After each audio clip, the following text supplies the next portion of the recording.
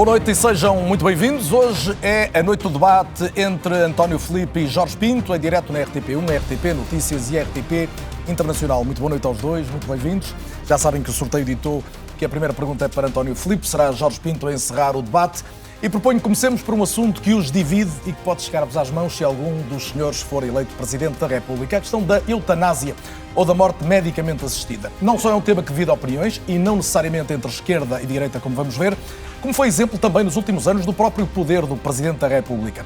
Marcelo Rebelo de Sousa vetou politicamente esta lei, chegou a ter de a promulgar, disse ele próprio, obrigado pelo Parlamento, mas a verdade é que vai chegar ao fim do segundo mandato sem que a lei esteja em vigor. Em termos resumidos, a lei é para despenalizar a morte medicamente assistida. Foi aprovada com maioria absoluta na Assembleia em maio de 23, com voto favorável do LIVRE, o partido que apoia Jorge Pinto, e voto contra do PCP, o partido que apoia António Filipe. Nunca foi regulamentada e acabou por voltar mais uma vez ao Tribunal Constitucional. Estamos na iminência de haver um novo caminho legislativo em relação a este tema e a minha pergunta, António Filipe, boa noite, mais uma vez bem-vindo. É se é mesmo preciso encerrar, do ponto de vista legislativo, este tema e, por outro lado, se fará depender, se for Presidente e se lhe chegar o assunto, uma promulgação ou um veto, das suas convicções que são conhecidas. Não, vamos ver. Eu creio... Então, boa noite, Jorge Pinto, Carlos Daniel, aos telespectadores. Eu, ao contrário de algumas opiniões que tenho ouvido, eu acho que esta questão não precisa de voltar à Assembleia da República.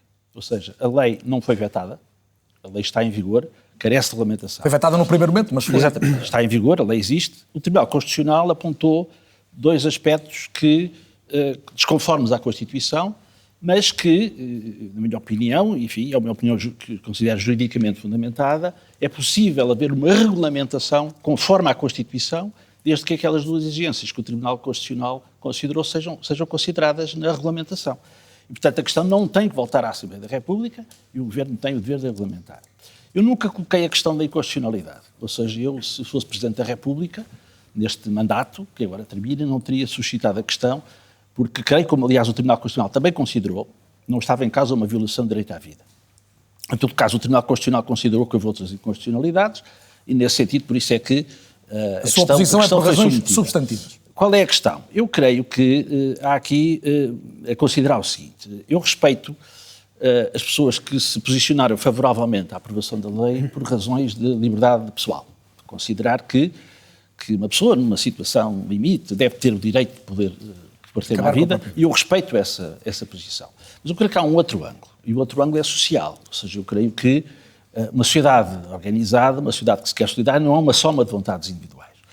Eu tenho uma preocupação de natureza social num país onde não há cuidados paliativos, que muitas pessoas, em razão da sua situação económica, da sua idade, possam considerar que numa situação difícil a morte é uma solução. Eu creio que não é. De qualquer forma, eu creio que há ângulos diversos de abordagem. Eu respeito a decisão que a Assembleia da República tomou.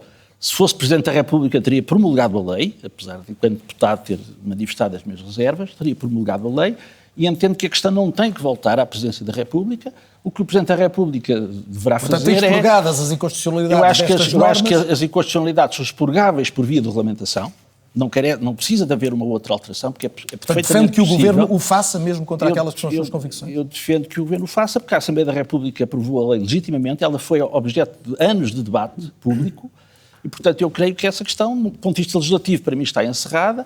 Eu teria promulgado, se fosse Presidente da República, e agora creio que o Presidente da República o que pode e deve fazer é perguntar ao Governo quando é que tenciona fazer a regulamentação. E o Sr. Presidente da República, já percebi, vai fazer essa pergunta. Jorge Pinto, a pergunta para si não é muito diferente, é se lhe parece que é necessário voltar a este tema, desde logo voltar no Parlamento, mesmo correndo o risco de, com uma nova composição parlamentar, o resultado ser diferente do primeiro e que o LIVRE sufragou. Boa noite, Carlos Daniel. Cumprimento também o António Filipe e os telespectadores. Eu começo pela parte em que estou de acordo. Eu não acho que o tema tenha de voltar à Assembleia da República. Aquilo que não me parece ser sustentável é que a lei que já está em vigor não seja regulamentada e fique na gaveta por inação por parte do Governo. Mas já esteve muito tempo. Já esteve muito tempo, infelizmente. A minha posição aqui é também clara e é distintiva, efetivamente, que é a da defesa da dignidade em todas as fases da vida das pessoas. Eu acho que se deve dar condições para as pessoas viver com dignidade e se deve dar a mesma possibilidade de quem assim o desejar na sua autonomia, então sim poder também morrer com dignidade. A minha posição é muito clara. Percebo a sensibilidade do tema. Percebo as reservas que o Sr. Presidente da República até possa ter levantado em relação à necessidade de ser constitucionalmente falando, irrepreensível esta lei. E houve esse ping-pong, como deve haver e como a nossa Constituição prevê que haja, entre a Assembleia da República, o Presidente da República e o Tribunal Constitucional. No caso, estou a colocar o caso eventual, porque já percebi que, do ponto de vista legal, estão de acordo e o António Filipe é de resto constitucionalista e, portanto, saberá deste tema. No caso, todavia, de haver um entendimento de que a Assembleia se deve manifestar novamente e se for em sentido contrário, ou seja, de uma lei como esta não avançar, o que é que o senhor faria como Presidente? Bem, se não avançar, um Presidente da República não pode fazer muito, não é? Aquilo que tem nas mãos é quando uma lei avança e tem de se pronunciar sobre a mesma. Pronunciar-se no sentido de proteger a legislação anterior. Posso, precisamente, por aí, e deixando também a minha opinião, que é precisamente esta, porque uma candidatura presidencial é também uma candidatura de valores e de visão que nós temos para o país e para estas temáticas que também definem um país. Eu acho que a eutanásia, a morte medicamente assistida, o direito a morrer com dignidade é um assunto que interessa às pessoas e interessa ao país. E também por isso o trouxemos hoje na abertura desse debate. E também por isso a minha posição clara em relação ao mesmo. Ficaram claras as vossas posições. Jorge Pinto, comece por si agora. Olhamos a questão das convergências à esquerda. Já o lembrei noutro debate, mas é obrigatório, que foi o único à esquerda que admitiu até uma desistência. Há algum fator aqui chegados, estamos já com o mês de dezembro relativamente avançado, que ainda o fizesse ponderar uma convergência à esquerda, por exemplo, se António Filipe, que está aqui à sua frente, ou Catarina Martins pensassem o mesmo? Repare, eu acho que esse barco já zarpou.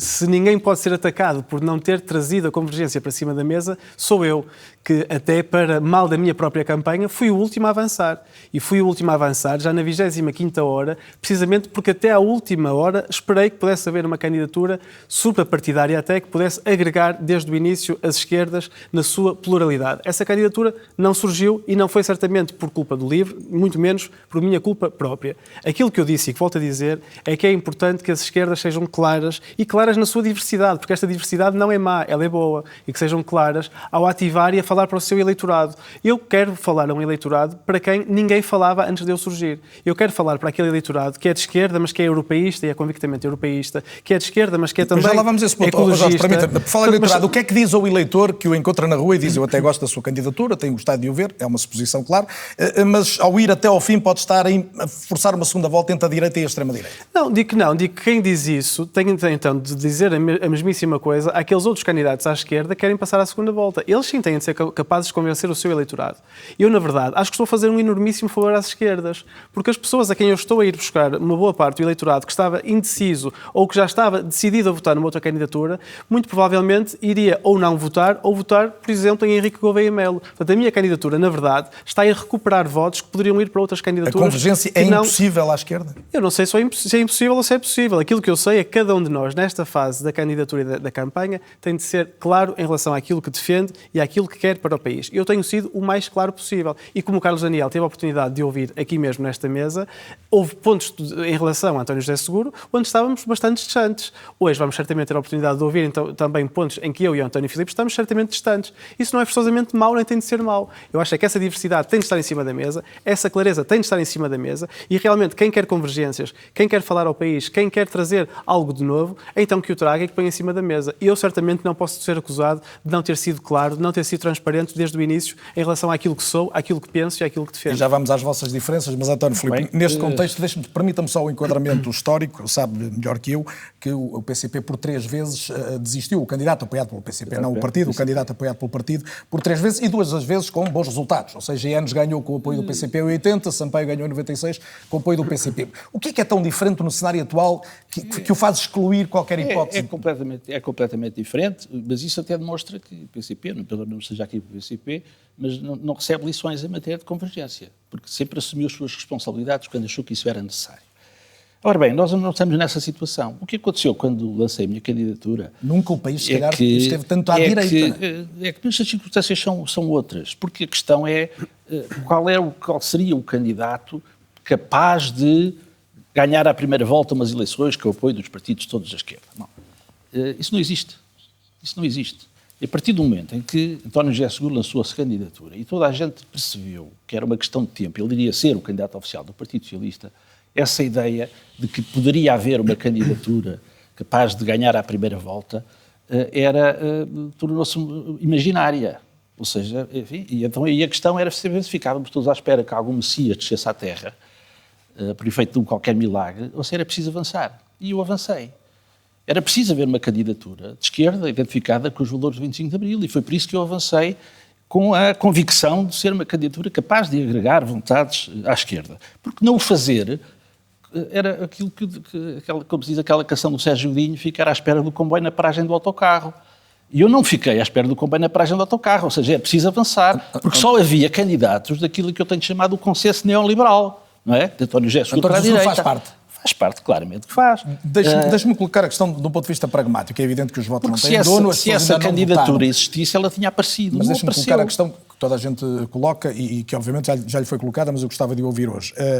Nesta altura, segundo as sondagens, o único candidato, vamos dizer, da grande família da esquerda que pode passar é António José Seguro. Para si isto não tem relevância, ele estar ou não estar numa segunda volta? Eu considero que o Dr. António José Seguro faz parte do consenso neoliberal que tem pesadas responsabilidades na situação que o país chegou. Eu acho que o país precisa de mudança e eu acho que estamos numa eleição a 2 voltas. E, portanto, antes de uma segunda volta, há uma primeira volta, os eleitores são donos do seu voto, cada eleitor vai ter de decidir. E eu acho que não vale a pena estarmos a pintar cenários de segunda volta sem disputar a primeira volta. E acho que não podemos condicionar o voto dos eleitores pelo medo. Ou seja, vamos votar num candidato que até nem queremos, que até achamos que não devia ser ele o Presidente da República, que há candidatos melhores, mas como eu tenho medo que possa ganhar um ainda pior do que este que é mau, eu acho que não é assim. Eu acho que a democracia não se dignifica com isso. Eu acho que a eleição é 2 voltas. As pessoas devem escolher a primeira volta o candidato que consideram que tem o perfil mais adequado para ser Presidente da República. E depois, se na segunda volta estiver um candidato da direita e outro da direita mais radical... Mas também pode estar um de esquerda e outro de direita. Posso estar eu e como estão os dois aqui hoje, António Filipe, vamos ao debate. Os eleitores decidirão. Não vamos decidir por eles. Não vamos, com certeza. Menos as sondagens. O Jorge Pinto define-se como alguém, e a pergunta é para si, António Filipe, da esquerda moderada, europeísta e ecologista. Eu, do ponto de vista da ecologia, não tenho dúvida nenhuma. O partido que o apoia tem também uma dimensão ecologista histórica, mas considera-se europeísta e moderado? Não, eu sou da esquerda sem meios nem mambas. Não é? Não é esquerdista, não, é que eu sou de esquerda. O que é que isto significa? Para mim, historicamente, tem vários temas associados à esquerda. Uma grande centralidade aos trabalhadores, aos direitos dos trabalhadores, à luta dos trabalhadores. Aliás, olha, eu quero saudar muito vivamente os trabalhadores que no próximo dia 11 vão participar da greve geral contra o pacote laboral, uma grande centralidade dos trabalhadores, uma profunda identificação com os valores de Abril consagrados na Constituição, uma candidatura fora daquilo que eu tenho chamado o consenso neoliberal, que tem sido responsável pela forma como o país tem sido governado, mas não inclui Jorge Pinto nesse consenso neoliberal. O seu adversário de hoje faz parte desse consenso? Eu acho que tem dias, mas isso nós iremos ver. Porque eu sou um candidato patriótico e que contesta as imposições que nos fazem a partir do exterior. Portanto, eu não sou um eurodependente. Ou seja, eu creio que Portugal naturalmente tem que respeitar os compromissos internacionais que tem, mas tem que ter uma voz própria nas organizações internacionais em que participa e não aceitar criticamente tudo aquilo que já lá vamos às questões internacionais e às do trabalho, são temas obrigatórios também para esta noite. Jorge Pinto, citei a sua esquerda autodefinida. Que traços de diferença é que marca em relação ao que ouviu do António Filipe? Bem, desde logo surpreendeu-me porque o próprio Partido Comunista, do qual António Filipe faz parte, diz, como acabou por dizer mais tarde, que é de uma esquerda patriótica.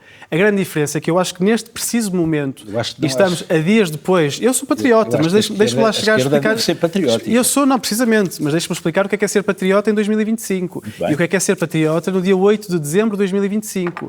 Há dias... Ouvimos Vladimir Putin, no seu estilo habitual, dizer que está preparadíssimo para uma guerra com a Europa. Há dias, ainda menos, vimos os Estados Unidos a apresentarem o seu novo plano, onde, basicamente, em 3 páginas, desmerecem tudo aquilo que é o projeto europeu e ameaçam, no fundo, é uma declaração de final de amizade para com a Europa e os países europeus. Ser patriota, hoje, 8 de dezembro de 2025, é querer ter uma voz dentro do projeto europeu. Porque é a única maneira que nós vamos ter uma voz autónoma neste mundo multipolar. Porque senão estamos condenados a quê? Como é que vai ser a nossa voz fora do projeto europeu? Pergunto eu, como é que nós vamos ser patriotas perante o Vladimir Putin de um lado e Donald Trump do outro e qualquer outro líder autoritário que surja, como tem surgido infelizmente um bocadinho por todo lado? Não vamos.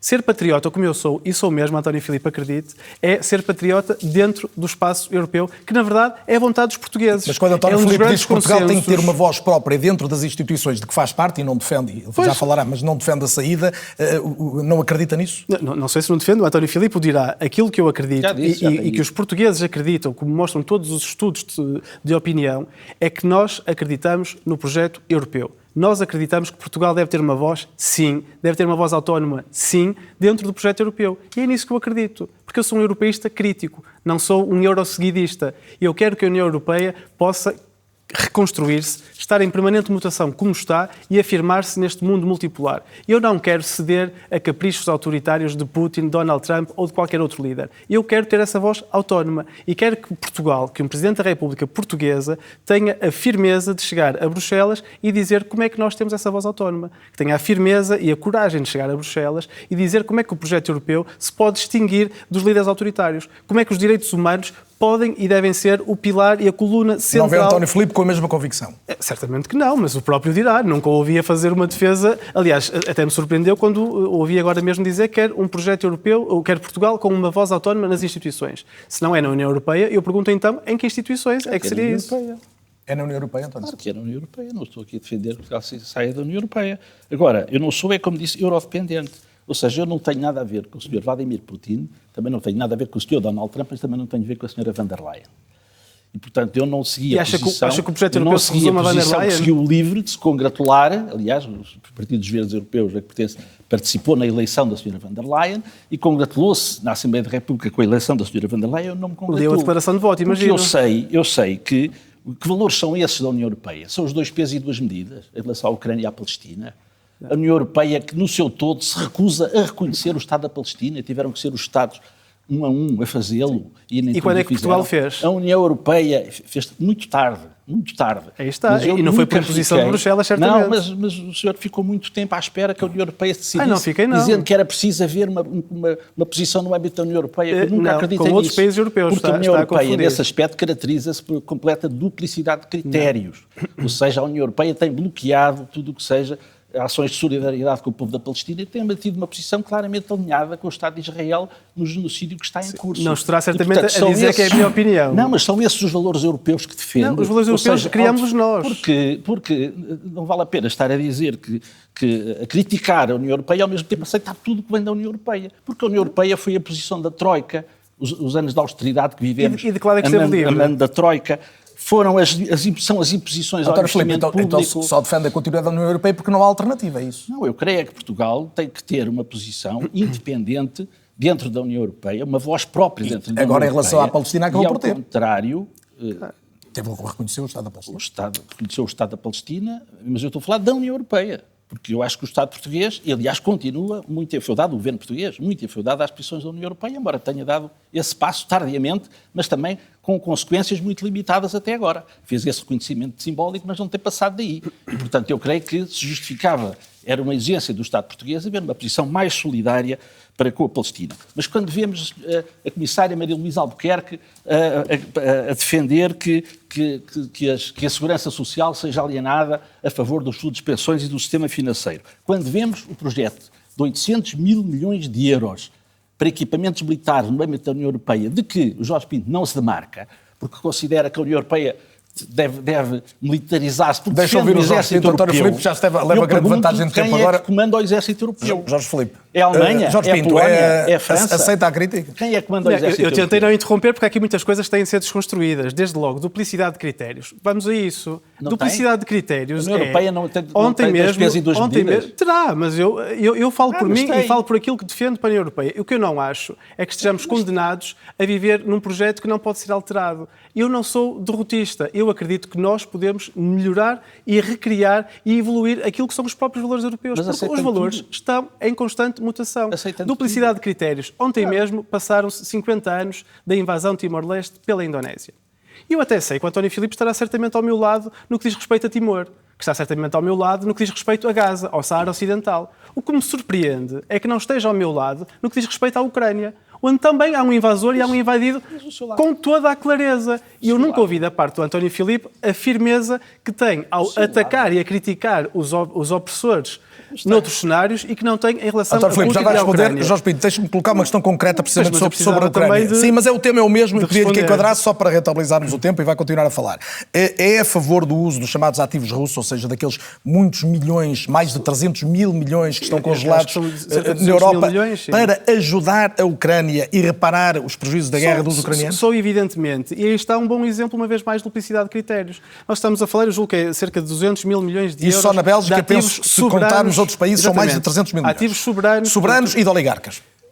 O que é que está a acontecer? A própria União Europeia quer usar esses ativos para pagar a reconstrução da Ucrânia, coisa com a qual eu concordo plenamente, e, no caso, é um Estado nacional da União Europeia que está a tentar bloquear isso. Portanto, sim, há esses conflitos dentro da própria estrutura da União Europeia. Mas aqui está um exemplo claríssimo, onde eu acho que a União Europeia está correta ao defender a utilização desses ativos soberanos russos para a reconstrução da Ucrânia, como deve ser, e que há um Estado que não quer que aconteça, no caso, a Bélgica. Portanto, é esta clareza que eu quero também.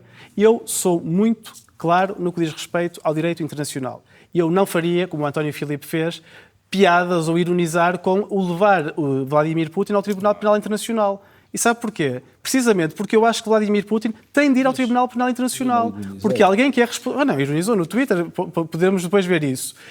Aquilo que é muito claro é que quem é responsável pelo rapto de dezenas de milhares de crianças na Ucrânia tem de ir ao Tribunal Penal Internacional. Putin tem de ir ao Tribunal Penal Internacional, a pergunta é concreta. Mas sabe porque é que não há duplicidade de critérios? Porque da mesmíssima maneira que eu defendo isto para Putin, eu defendo que Netanyahu e todos os responsáveis pelo genocídio em Gaza sejam também eles julgados no Tribunal Penal Internacional. Aqui não há nenhuma duplicidade de critérios. O problema é que Netanyahu já esteve na União Europeia e não foi preso. Em que país? Diga lá. Não foi preso. Em que país? Na Hungria, o que não vai dizer que agora também sou amigo lá do Sr. Orban. Não, pelo contrário, estou a dizer que é precisamente porque há países... Há diferença grande entre nós. A diferença é essa, que há países soberanos que usam a sua soberania precisamente para isso. Em relação à Ucrânia, a minha posição é nem Putin nem Zelensky. E a vossa posição é Zelensky. Não é. A minha posição é direitos humanos, autodeterminação. Não é colocar o invasor não é colocar o invasor invadindo o mesmo patamar. Se não quisermos compreender a complexidade da história ucraniana, podemos não compreender. E fazer uma narrativa. Quer dizer, estão aqui os bons e aqui os maus.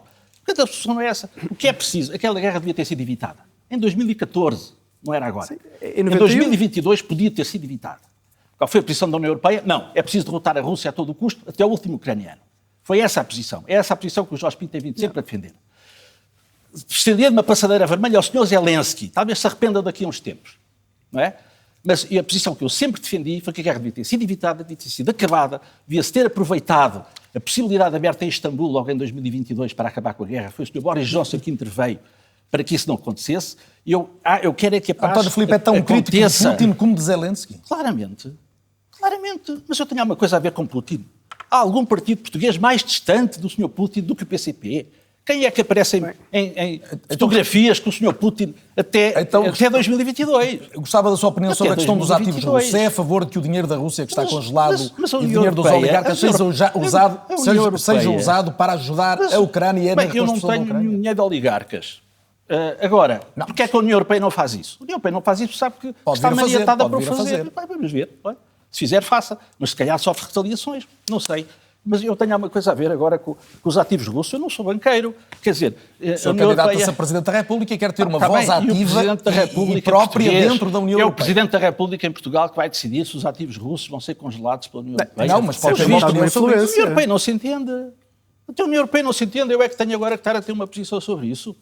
Ora, eu acho que a União Europeia, em vez de estar a discutir a coisa nesses termos, a guerra nesses termos, porque está a encontrar pretextos para tentar continuar a guerra, devia fazer esforços, como fez o Papa Francisco, como faz Lula da Silva, como fazem quase todos os países do mundo, menos os da União Europeia, para acabar de uma vez por todas com a guerra na Ucrânia. Essa é que é a questão.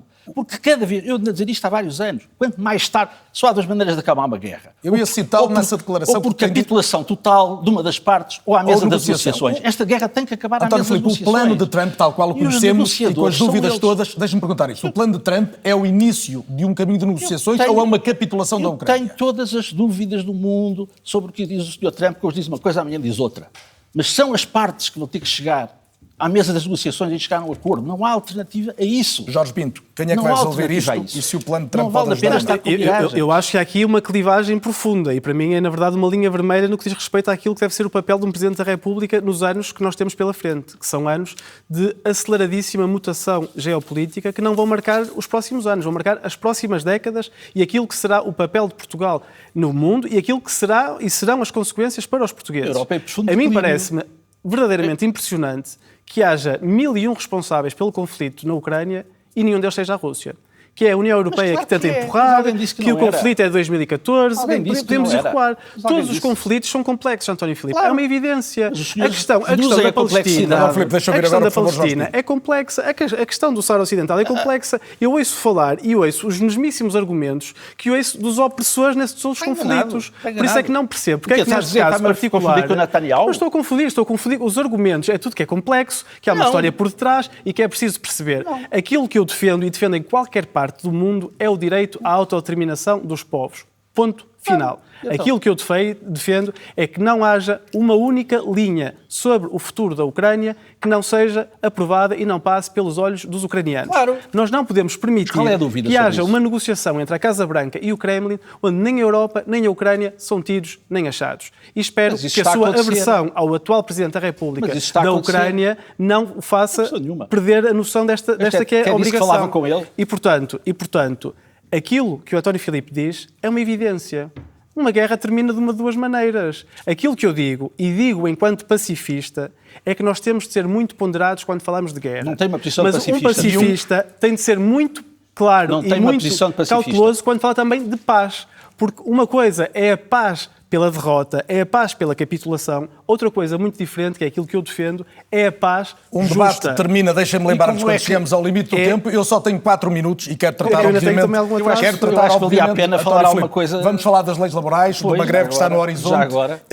Mas não menosprezar e vamos falar. A questão internacional, nós até somos candidatos à presidência da Ucrânia ou da Rússia. Neste caso, as leis laborais estão de acordo no essencial, ou seja, contestam o pacote laboral do Governo e ambos já admitiram vetar esta proposta, se ela chegasse a Belém, tal qual está no anteprojeto que é conhecido. Jorge Pinto, a minha pergunta é, até onde é que iria, enquanto Presidente da República, para travar uma alteração como esta das leis do trabalho? Bem, eu acho que a greve geral, dia 11, vai mostrar bem o quanto os portugueses estão contra estas propostas de alteração. Mas, no fundo, eu insisto naquilo que já disse várias vezes nestes debates. Porquê estas propostas de alteração e para quê? Isto, no fundo, trata-se de duas visões de país, visões muito, muito distintas. Uma que quer mais precariedade, quer mais facilidade de despedimento, quer acabar com a contratação coletiva, quer até enfraquecer o próprio direito à greve, que é o que está em cima da mesa com esta proposta do Governo, ou uma visão completamente distinta, que é a minha, que é uma visão de quem até já viveu no estrangeiro muitos anos e que não viu rigorosamente nada que Portugal não pudesse ter melhor do que em todos os outros países onde eu já vivi. E eu acredito-me que a nossa economia, precisamente neste mundo da mutação... hoje ser considerada pela Economist a economia do ano, reforça esse seu entendimento ou contraria? Repare, esses indicadores valem o que valem. Não é? Olhamos aqui para o lado para a Espanha, que cresce como cresce e não deixa até contestação social por isso. Aquilo que eu quero é mudar o nosso modelo económico. Quero que, finalmente, Portugal possa ter um modelo económico que se caracteriza pela aposta na ciência, na tecnologia, na inovação, pelo alto valor acrescentado, pelos altos salários. E aí sim, não se vai fazer com promessas vagas feitas a dias de uma greve geral por parte do Primeiro-Ministro, quase para convencer as pessoas a não fazer greve. Isso vai-se conseguir com uma aposta sustentada e consistente e que dure e perdura ao longo dos anos, porque só assim nós podemos mudar o nosso modelo económico. E eu acredito mesmo que Portugal pode ter uma transformação até porque é o Jorge económica... Pinto que vai terminar o debate, mas quero ouvir o António Filipe. António Filipe, este caso das leis do trabalho não pode exemplificar no limite o que são as limitações do poder do Presidente da República. É que numa reconfirmação parlamentar de uma lei como esta, não resta senão promulgar. Não é? No limite, sim, mas eu acho que o Presidente da República tem uma margem grande de intervenção nesta matéria. Desde logo, eu espero que a luta dos trabalhadores derrote este pacote laboral antes das eleições presidenciais, ou pelo menos antes da posse do próximo Presidente da República em março. Portanto, a dimensão da greve, da adesão à greve vai ser relevante. Eu estou convencido que sim, porque acho que este pacote laboral é suficientemente grave para que os trabalhadores se indignem e lutem contra ele e, portanto, compreendo, sou perfeitamente solidário com a greve geral. Agora, e com as formas de luta que os trabalhadores decidirem se está contra isso. Com o Presidente da República saberia muito bem o que fazer nos termos da Constituição. Ou seja, desde logo, fazer uma análise da constitucionalidade das normas aprovadas com vista a suscitar junto ao Tribunal Constitucional a sua fiscalização preventiva e relativamente a outras normas em que isso não estivesse em causa, ou que o Tribunal Constitucional até se pudesse pronunciar pela constitucionalidade delas, mas se eu entendesse que seriam normas lesivas dos direitos dos trabalhadores e logo do país, eu sinalizaria isso à Assembleia da República através do veto político fundamentado, pedindo à Assembleia da República que ponderasse as minhas razões. E, obviamente, que a Assembleia da República tem legitimidade para confirmar as normas aprovadas, ainda que contra a minha opinião enquanto Presidente da República. Eu acho que não devia esconder essa opinião do país e dos trabalhadores, porque eu acho que os trabalhadores o povo português tem o direito a eleger um Presidente da República que saiba que está do seu lado e que sinta que está do seu lado naquelas questões cruciais do direito ao trabalho, do direito à habitação, do direito à saúde. Isto foi para isso que se fez o 25 de Abril e, portanto, tem que haver um Presidente da República que os portugueses sintam, em que confiam nele para defender os seus direitos fundamentais. Portanto, neste caso haveria um braço de ferro, o Presidente do Governo. Usaria o meu peso político para procurar impedir normas do pacote laboral lesivas dos direitos dos trabalhadores, porque eu acho que é isso que os portugueses precisam, um Presidente da República que esteja do seu lado, em quem eu possam confiar, precisamente para defender os seus direitos fundamentais, e eu creio que os direitos dos trabalhadores são o direito num país onde temos salários baixíssimos, em que temos um salário mínimo inaceitável, que em termos líquidos são 774 euros por mês. Isto não pode ser. Portanto, eu não me conformo com este consenso neoliberal que tem conduzido o país à situação em que está e de que acho que o Jorge Pinto não se demarca suficientemente. Vamos ouvir Jorge Pinto para terminar o debate. Jorge Pinto, usaria todos os meus poderes. Esta colocação de um veto no horizonte não é contrária à ideia de que o Presidente deve ser também um promotor de diálogo, de concertação e de aproximação? Deixe-me dizer que acho estranho que o António Filipe não acho que me demarque suficientemente desse consenso neoliberal. Eu sei, partilhámos alguns meses na Assembleia da República, acho que ficou bem claro aquela que é a minha posição. E ainda para mais em relação às leis do trabalho. Mais clareza do que é que eu tenho tido. Ainda antes disto ter surgido no debate público, assim que surgiu este texto por parte do Governo, eu fui das primeiríssimas pessoas a falar sobre este texto. Logo dias depois de ele ter saído. As pressões da União Europeia eu estou perfeitamente para a desregulamentação das relações laborais são... Agora, para concluir, Jorge Pinto, temos de terminar. Mas esse ponto é interessante. Deixa-me dizer, eu fui funcionário... Tem 30 segundos. Em 30 segundos. Eu fui funcionário europeu durante muitos anos. Eu tenho muito orgulho nisso, não tenho vergonha nenhuma. Porque o António Filipe só olha para as coisas más. Eu fui funcionário europeu na área da aviação. Deixe-me dizer-lhe que é precisamente porque nós temos a União Europeia, que temos regulamentação que nos garante que qualquer avião que voe no espaço aéreo europeu é seguro, que respeita normas de segurança, coisa que se calhar os 27 países da União Europeia regulassem de maneira autónoma, não iria acontecer. Coisa que se calhar não iríamos ter força para obrigar, como muitas vezes já obrigamos, companhias americanas que têm Boeings com problemas, a ter de adaptar e corrigir esses problemas para voar no espaço europeu aéreo. Portanto, eu tenho muito orgulho deste trabalho da União Europeia. E se formos por aí, temos já não vamos muitas por aí coisas que não de temos mais tempo. Portanto, eu não tenho vergonha nenhuma disso, eu tenho orgulho. Não sou euro-seguidista, eu sou um eurocrítico. Ficaram claras as vossas diferenças em relação a esse tema. Esse tema daria ainda pano para mangas, mas eu quero estar no limite de tempo a agradecer sobretudo a presença dos dois, António Filipe e Jorge Pinto. Muito obrigado por terem vindo à RTP. Menos tempo, meio minuto. Eu convido a gerir isto com mais parcimónia. Olha que não é fácil, garanto. Jorge Pinto, muito obrigado. António Filipe também. O António Filipe estará aqui depois de amanhã. O próximo debate na RTP, RTP Notícias e RTP Internacional é entre António Filipe e Catarina Martins esta quarta-feira. Boa noite, até lá. Já a seguir toda a análise na RTP Notícias. Até breve.